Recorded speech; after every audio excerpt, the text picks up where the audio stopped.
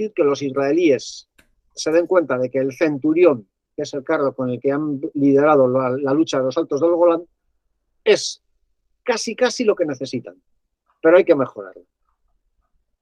Y se asocian con los ingleses para producir un sucesor del Centurión. Pero ¿qué sucede? Que tenemos todos los problemas políticos que supone colaborar con Israel. Recordemos que hasta la guerra del 67 Francia ha sido uno de los mayores apoyos de Israel, más que Estados Unidos. Es quien más armas le ha suministrado, los célebres Mirage. Y tenía el proyecto conjunto que se iba a convertir en el Mirage 5, que era un desarrollo conjunto franco-israelí.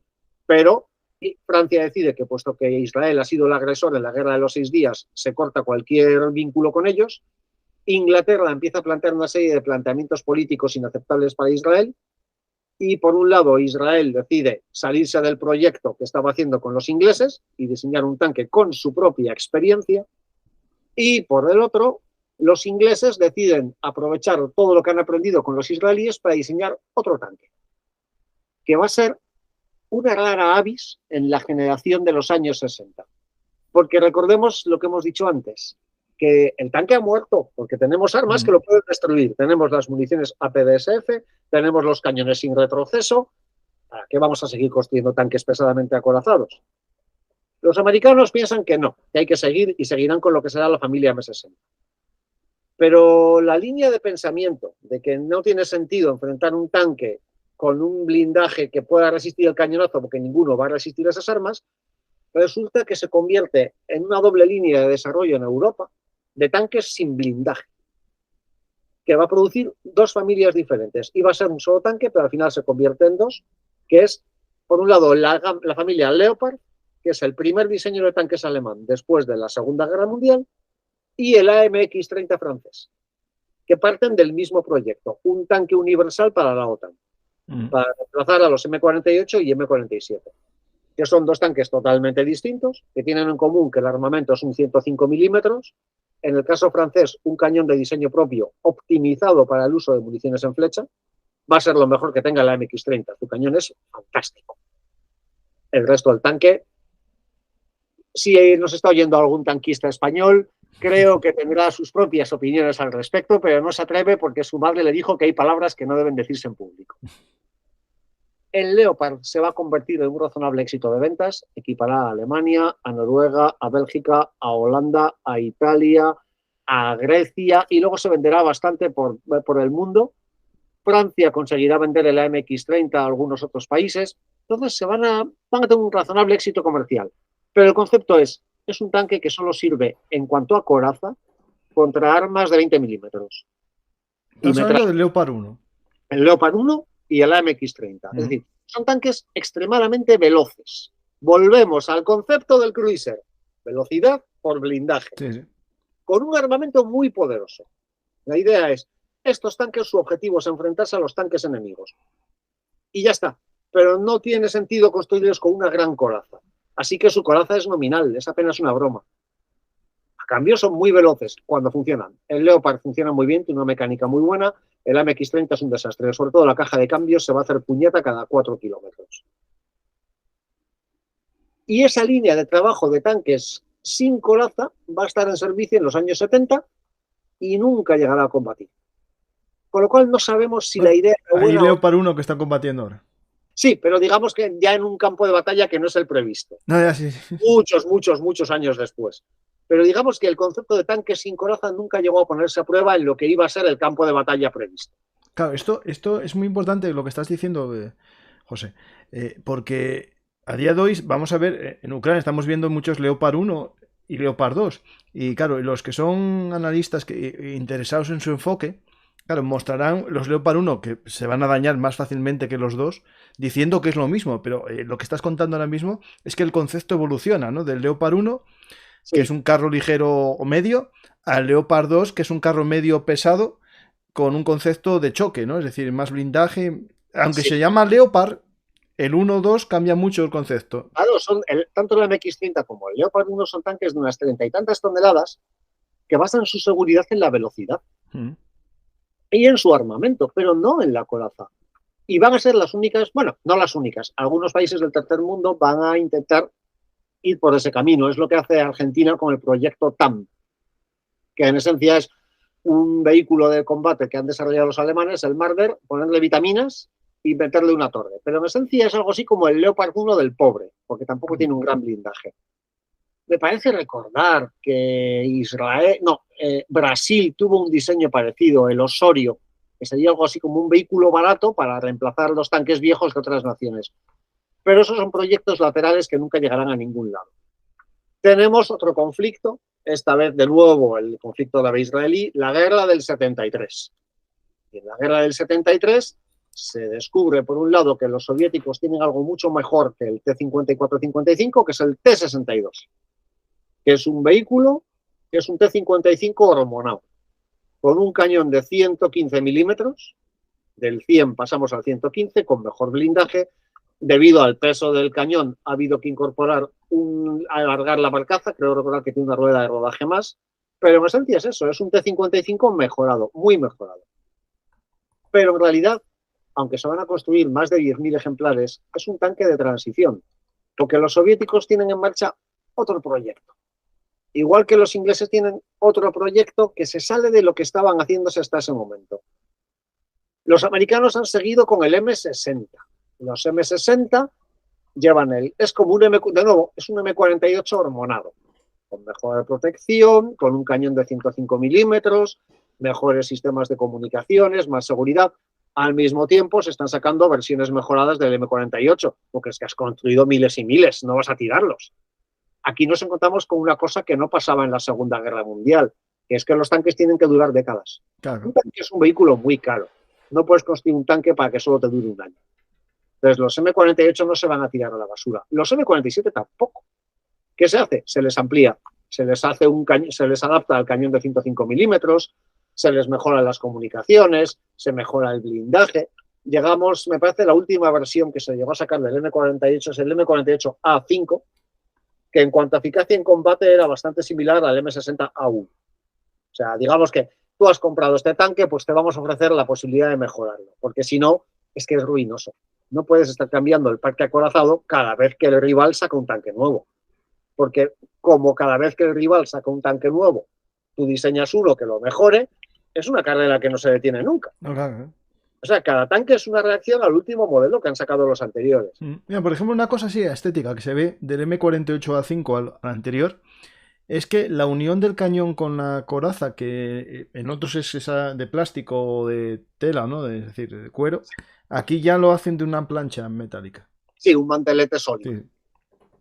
Y luego, ¿qué pasa? Pues eso, hemos hablado de los ingleses. Los ingleses tenían en marcha ese proyecto conjunto con los israelíes. Y el resultado es el Chieftain, que se sale totalmente de los diseños de ese momento. Tenemos un tanque con una silueta bajísima, con una torre enorme, con un blindaje poderosísimo, en un momento en el que todo el mundo está apostando por tanques de papel, y con un cañón de 12 centímetros de calibre. ¿Por qué? Porque los ingleses quieren por un lado combinar el F-103, que es su tanque pesado, y que va equipado con un cañón de 12 centímetros, como los Stalin, y para retirarlo del servicio que se les ha ocurrido, vamos a hacer un tanque medio que tenga el cañón del otro tanque. Así que cogen lo que en esencia es un desarrollo, un diseño nuevo, pero basado lejanamente en el Chieftain, pero muy depurado. El Chieftain tiene unas líneas magníficas, armado con un cañonaco enorme, que deja ridículo a cualquier cañón occidental. Y se da una circunstancia muy graciosa, y es que como se ha diseñado en base a lo aprendido de los israelíes, y los israelíes insistieron mucho en que ese tanque estuviera optimizado para su uso en Oriente Medio, los principales clientes del Chieftain, aparte del ejército británico, van a ser los países de Oriente Medio. Claro, Jordania. Jordania, lo va a comprar Irán, lo va a comprar Omán, con lo cual países que en realidad son adversarios de Israel se van a equipar con un tanque que ha sido diseñado en base a ideas israelíes. Y los soviéticos, por su parte, me estaba adelantando. Hemos visto la guerra del 73.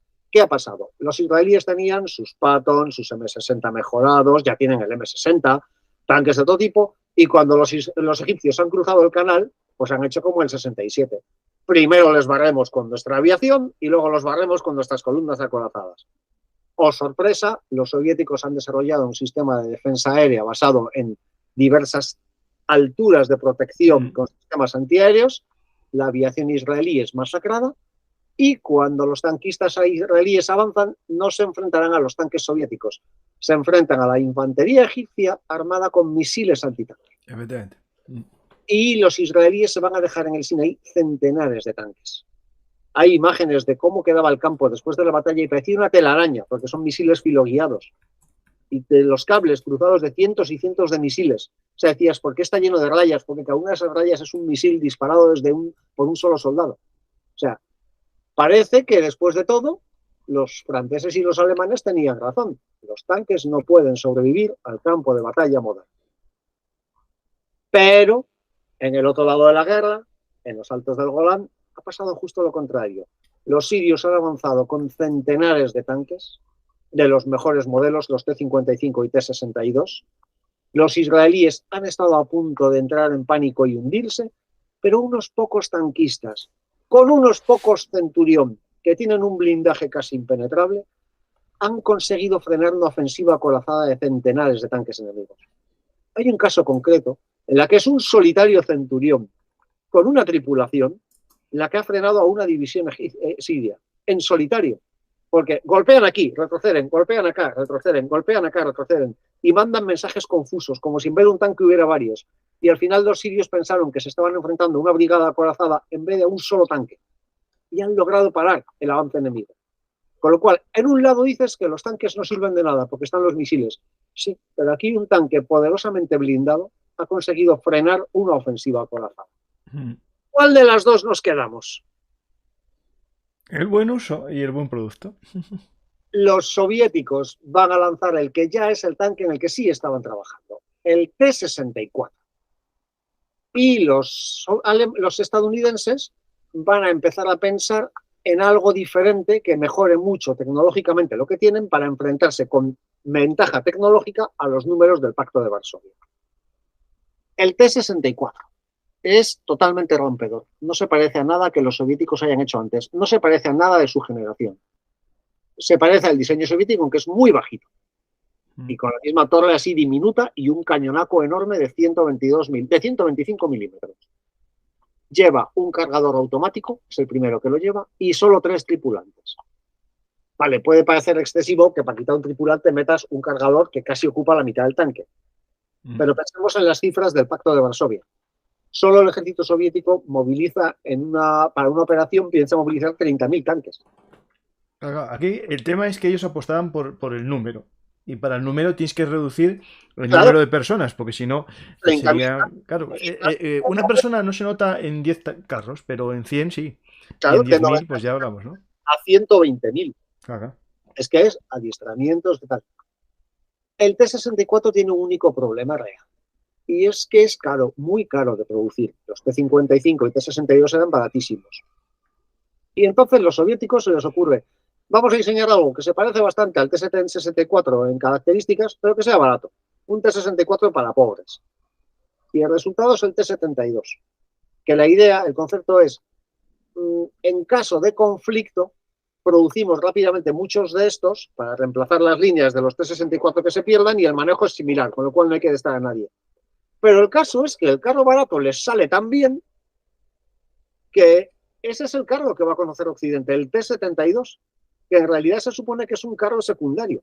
Pero como tiene el mismo armamento, un blindaje muy eficiente, los soviéticos han introducido por primera vez una armadura compuesta, pensando en el peligro de las cabezas de carga hueca y las armas de flecha.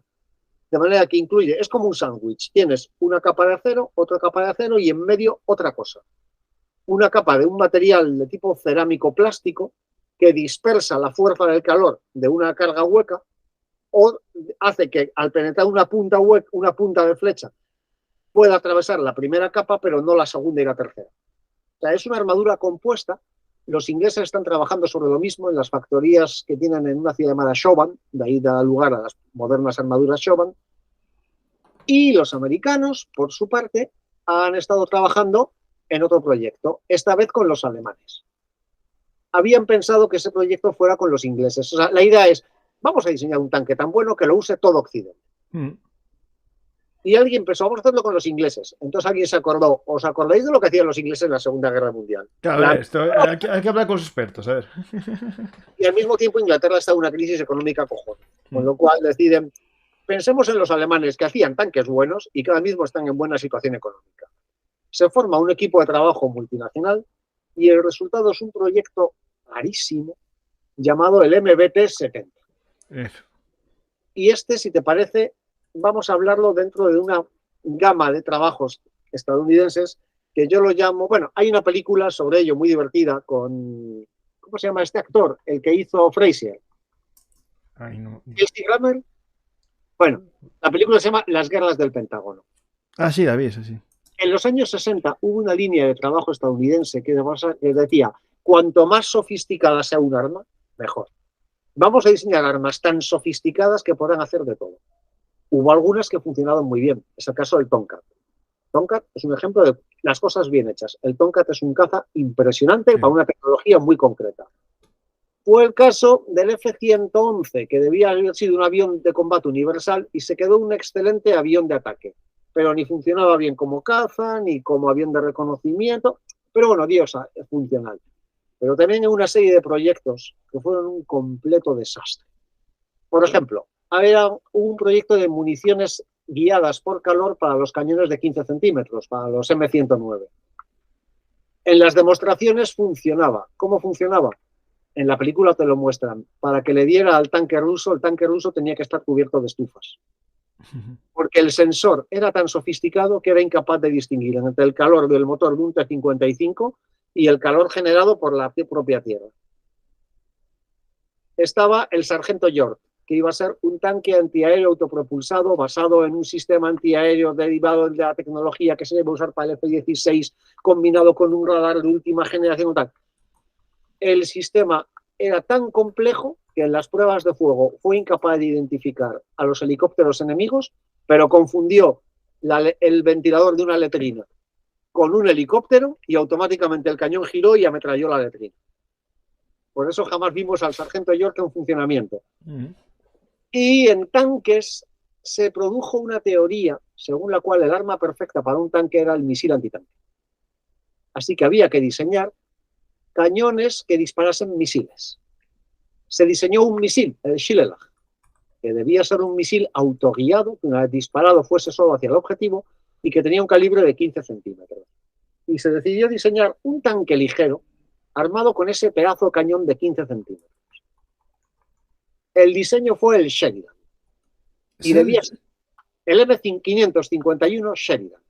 Un carro ligero que debía ser lanzable en paracaídas o lanzable desde un C-130 directamente sobre el terreno, que pudiera ir a cualquier lado porque era ligerísimo, armado con una armadura de aluminio similar a la del TOA M113 y con ese pedazo cañonaco capaz de enfrentarse a cualquier tanque enemigo a más de 4 kilómetros de distancia. Y luego con munición convencional para ese cañón de 15 centímetros, solo que era tan pequeño el tanque y tan gordo el cañón que la munición tenía que ser una munición muy rara, con un cartucho autocombustible, porque es que si no, no les cabía dentro. Y empezaron a construirlo porque, bueno, eso era la joya de la corona. No lo llamaron tanque, lo llamaron vehículo contra carro transportable, porque la política americana era no construir tanques ligeros. Pero esta maravilla había que sacarla. ¿Qué pasa? Estados Unidos se metió en la guerra de Vietnam y dijeron, en este conflicto donde los tanques medios no funcionan, nuestro tanque estrella, por favor, lo va a arrasar todo. Así que mandaron el Sheridan a Vietnam. ¿Qué pasaba? Que el misil Shillelagh, aunque sobre el papel era una maravilla, aún no existía. Estaba en prueba.